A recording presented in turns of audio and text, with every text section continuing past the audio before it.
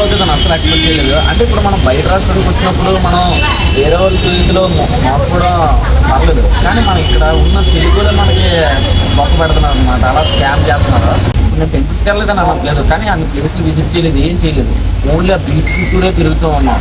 ముంబైకి వెళ్ళాం, ఓకే బాగుంది, కానీ ఎందుకు ఏ యూజ్ లేదు. ఆ బస్సులో ఎక్కువ పొద్దు నుంచి సాయంత్రం వరకు బస్సులోనే తిరుగుతూ ఉన్నాం. ఒక చెప్పుకోవడానికి తిరిగిన ప్లేస్ అంటే ఏం లేదు. అంటే ఇక్కడ మొత్తం అంతా మనీతోనే ఉన్నది అనమాట. Hi friends, welcome to our channel. ఇది వచ్చేసి మన ముంబై ట్రిప్లో పార్ట్ 3 వీడియో. ఈ వీడియోలో మనం ఎక్కడికి వెళ్తున్నాం అంటే, ముందు national museum of Indian cinema, ఆ మ్యూజియం మొత్తం చూస్తారు కదా. ఇప్పుడు మనం దర్గాకి వెళ్ళబోతున్నాం. ఫస్ట్ టైం చూస్తున్నాను, అంటే ఫస్ట్ టైం వెళ్తున్నాను దర్గాకి. చిన్నప్పటి నుంచి చాలాసార్లు వెళ్దాం అనుకున్నాను, కానీ ఫైనల్లీ ఈరోజు వెళ్తున్నాను. చూద్దాం లోపల అది ఎలా ఉంటుందని.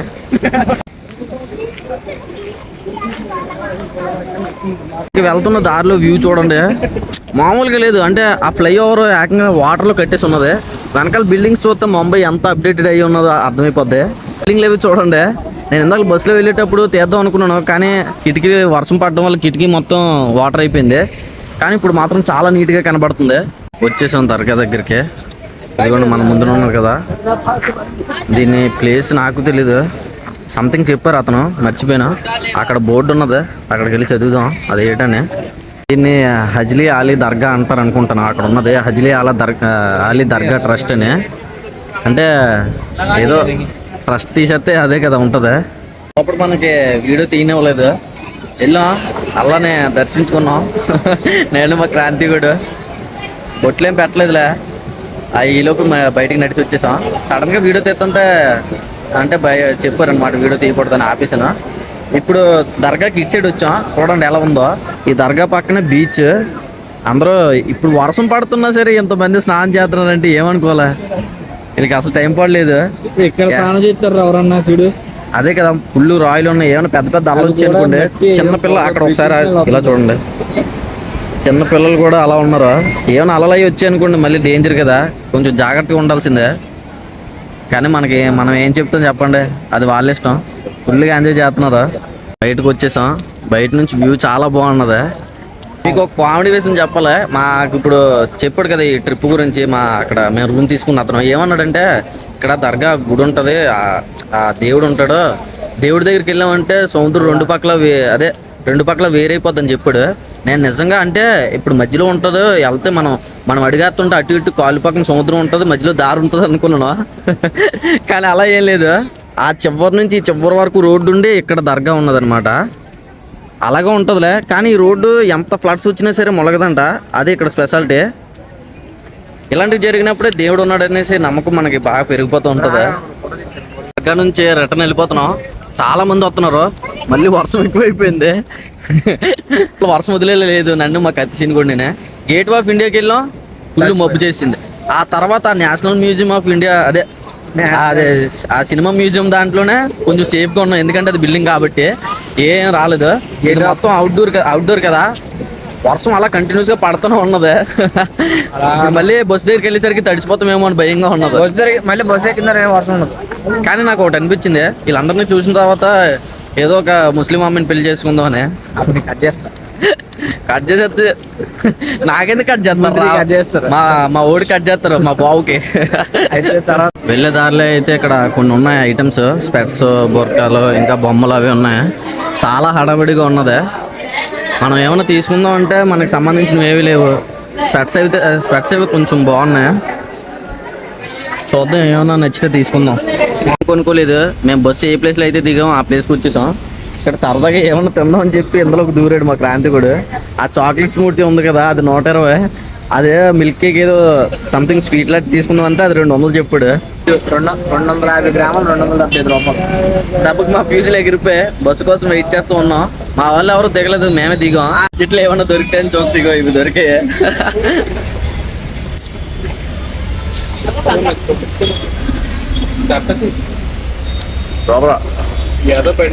ఎక్కేసి వచ్చేసాం. ఇప్పుడు టైం 4 ఎంత అవుతుంది. ఫుల్గా ఆకలేస్తుంది, తినాలి కదా, అందుకోసం తినడానికి వెళ్తున్నాం. ముంబైలో మహారాష్ట్ర ఫుడ్ టేస్ట్ చేస్తాం, ఇప్పుడు ముంబై ఫుడ్ టేస్ట్ చేయబోతున్నాం. వాసన గుమగుమలాడుతుంది, మన ఫుడ్ ఎలా ఉంటుందో చూడాలి. మొత్తం హోటల్ అంతా నిండిపోయింది, ఇక్కడికి తీసుకుని వచ్చాడు. పైన కూడా ఉందంట, పైకి వెళ్దాం. వచ్చేసాం, ఇది ఏసీ. కిందన పైకి అంటే కింద మొత్తం ఫుల్ అయిపోయింది కదా, కింద దానికి పై దానికి ఒక 10 రూపాయలు 20 రూపాయలు డిఫరెన్స్ అంట. ఇక్కడ సేమే, తినేద్దాం. మన అందరూ బుక్ ఉన్నది, అదే మెనూ ఉన్నది, చదివేద్దాం.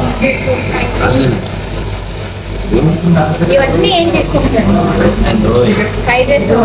స్నాక్స్ ఏవేవో ఉన్నాయా, ఏంటి చెప్తాం అంటే ఏమైనా సరే ఉన్నాయి. బిర్యానీ ఏమి తినకూడదు, గుడికి వచ్చాము. ఎప్పుడు ఏంటో చైనీస్ స్టార్టర్స్ ఏవేవో ఉన్నాయి, సంథింగ్ చాలా ఎక్కువ ఉన్నాయి.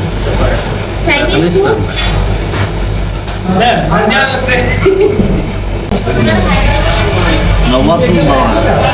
ఒక చపాతి 30 రూపాయలు అన్నారు, పర్లేదులే అనుకున్నాం. సరే అనేసి 2 చపాతీలు తెచ్చేయండి అంటే ఇప్పుడేమో కర్రీ సపరేట్ అవుతుంది. చూస్తే 300 ఉన్నాయి. కింద పావు వచ్చింది, పావు తింటే బాగుంది. అందుకనే 2 వెజ్ ఫ్రైడ్ రైస్ ఆర్డర్ చేసాం. ఒకటి 245, 500 అవుతుంది.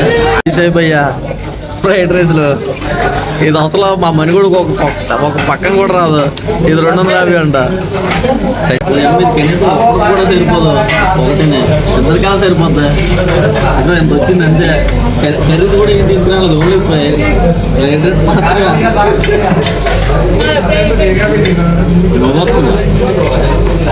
2 నిమిషాల్లో అయిపించేశారు. ఏంటిది 4 స్పూన్లు వచ్చిందంటే తినడం కంప్లీట్ అయిపోయింది. మరీ దారుణం, అసలు తిన్నట్టే లేదు. ఏం చేస్తాం మరి, ఇక్కడ రేట్లు అలా ఉన్నాయా? ఇక్కడ బిల్డింగ్లు చూడండి ఎలా ఉన్నాయా. ఇందాక నుంచి నా ప్రతిసారి ఆ బిల్డింగ్ల వైపు చూస్తూ ఉన్నాను. అటు సైడ్ వెళ్ళిపోదాం. ఇక్కడ వెయిట్ చేయమని చెప్పారు మన బస్ డ్రైవర్ గారు. మా మాయ అక్కడ ఇడ్లీ సంపాదించాడు. ఎగి తిన్నా బాగున్నా, 500కి ఫుల్ కడుపు నిండిపోనా. ఓటి అమ్మా అయితే నిజంగా 100 రూపాయలకి మంచి ఫుడ్ వచ్చింది.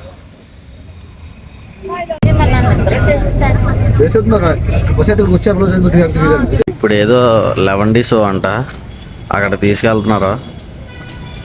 పదండి, అదేటో కూడా మనకు తెలీదు, వెళ్ళి ఎక్స్పీరియన్స్ చేసేద్దాం. మళ్ళీ పుడతామా ఏంటి?